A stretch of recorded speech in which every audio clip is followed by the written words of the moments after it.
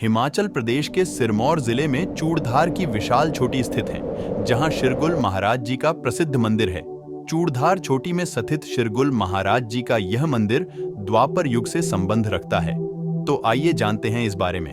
महाभारत काल के समय पांडव के अज्ञात वनवास के दौरान पांडव कौरवों तथा अन्य लोगों की नजरों से बचने के लिए धरती के नीचे पताल लोक में छिप गए तथा अज्ञात वनवास का कार्यकाल पूरा हो जाने पर वे चूड़धार की चोटी पर मौजूद इस स्थान से बाहर आए और यहीं से वे कुरुक्षेत्र के युद्ध में भाग लेने के लिए आगे बढ़े।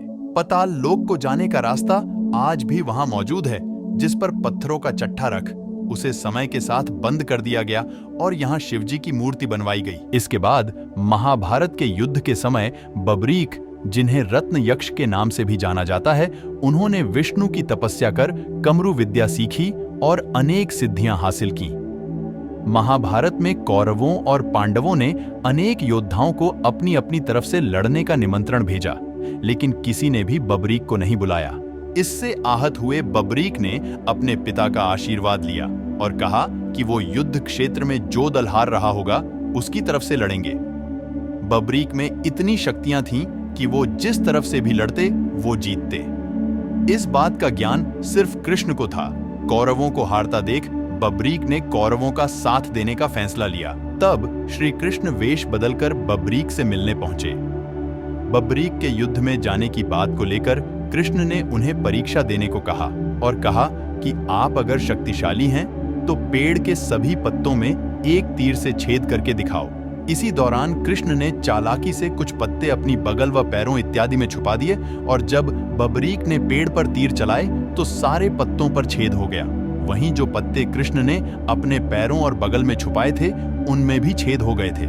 इससे कृष्ण काफी चिंतित हो गए कि कहीं बबरीक कौरवों की तरफ से युद्ध न लड़ ले, तो उन्होंने देव से पूछा कि तुम किसकी पूजा करते हो। जब बबरीक ने कहा कि विष्णु की, तो कृष्ण ने विष्णु अवतार लेते हुए उनसे गुरु दक्षिणा की मांग की और बबरीक से उनका सिर मांग लिया। देवता ने हामी भरी और कहा कि उनकी एक इच्छा है कि उन्हें महाभारत का युद्ध देखना है और उनका सिर ऐसी जगह पर लगाया जाए जहां से सारा युद्ध क्षेत्र दिखे। जब युद्ध शुरू हुआ तो बबरीक का सिर चूड़धार के इसी स्थान पर लगा दिया गया जहां से उन्होंने पूरा युद्ध देखा। उनके कटे हुए सिर में भी इतनी ताकत थी कि जिस तरफ सिर का मुंह होता वहां तबाही होती जा रही थी। तब भगवान कृष्ण जी ने सिर को एक पत्थर से बांधकर इन्हें पांडवों की तरफ घुमा दिया। युद्ध की समाप्ति के बाद पांडवों को अपनी जीत पर बहुत गरूर हो गया। तब श्री कृष्ण पांडवों सहित इस स्थान पर आए तथा बबरीक से पूछा कि आपने युद्ध में क्या देखा। तब बबरीक ने कहा कि मुझे सिर्फ 3 चीजें दिखाई दी। पहला, मुझे युद्ध भूमि में चारों तरफ सिर्फ श्री कृष्ण ही श्री कृष्ण दिखाई दिए। दूसरा, मुझे श्री कृष्ण का सुदर्शन चक्र दिखाई दिया। तीसरा, मुझे मां काली जो खून पी रही थी वो दिखाई दी। यह सुन पांडवों का घमंड चकनाचूर हो गया और वे श्री कृष्ण के आगे नतमस्तक हो गए। इसके बाद श्री कृष्ण ने बबरीक को वरदान दिया कि कलयुग में तुम्हारा पुनर्जन्म होगा और तुम्हें शिरगुल के नाम से जाना जाएगा। उनके कटे हुए सर के नाम से ही इस जगह का नाम शिरगुल पड़ा। इसके बाद कलयुग में शिरगुल महाराज ने जिला सिरमौर के तहसील राजगढ़ में शाया छबरों नमक जगह में जन्म लिया। इसके बाद तप करने के लिए वे चूड़धार छोटी पर आए। उस समय इस स्थान पर चूड़िया दानव नामक राक्षस रहता था, जो यहाँ से स्वर्ग तक जाने का रास्ता बना रहा था।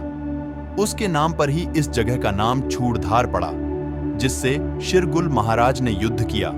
युद्ध के दौरान चूड़िया दानव ने शिरगुल महाराज के गुरु चूरू महाराज, जिनका स्थान इस विशाल पत्थर पर था, उन्हें इस पत्थर से नीचे गिराने की कोशिश की। तब शिरगुल महाराज ने देवराज इंद्र से प्रार्थना कर यहाँ लोहे के ओलों की बारिश करवाई तथा घनघोर बिजली करवाई, जिससे चूड़िया दानव यहाँ से जौनसार बावर, जो उत्तराखंड के घरवाल जगह में स्थित हैं, वहां को भाग गया।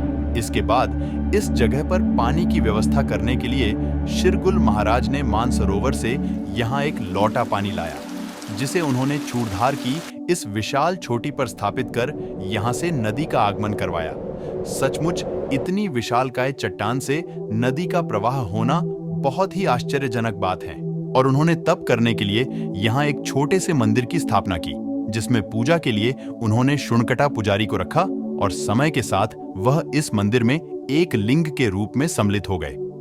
वह लिंग आज भी इस मंदिर में स्थापित हैं, जिसकी पूजा केवल शुनकटा पुजारी ही करते हैं। तो यह थी चूड़धार छोटी की अद्भुत कथा, जो रहस्यों से भरपूर है। हमें यह कथा वहां के पुजारी जी द्वारा बताई गई है।